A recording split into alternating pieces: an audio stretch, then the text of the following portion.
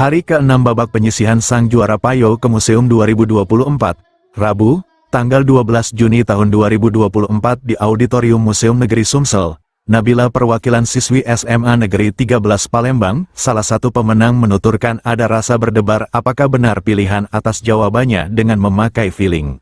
Tadi tuh pas disuruh berdiri tuh kayak agak deg-degan gitu, soalnya agak make jawabnya tuh pakai feeling juga gitu loh. Udah yakin atau gimana? Setengah-setengah gitu. Ada firasat ya? Atau gimana? Sampai ke wakil sekolah ini mau ceritain? Nah, kalau firasat itu tuh pasti ada, tapi kalau soal yang pas dijawab tadi tuh kurang sih, soalnya kayak agak pakai feeling juga karena tadi pertanyaan juga kurang tahu juga sebenarnya. Yang cowok di depan, Ini persiapannya apa lagi? Persiapannya itu sebelum kesini tuh pertama itu tadi keliling-keliling Museum Bala Putra Dewa, habis itu tadi itu juga baca-baca sejarah Kota Palembang dan juga sejarah-sejarah umum lainnya gitu. Reporter dan kameramen Al-Hadi Farid Palpres.com. Salam museum. Salam sejarah.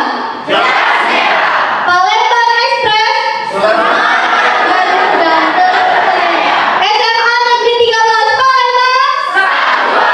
Tepuk tangan untuk kita semua.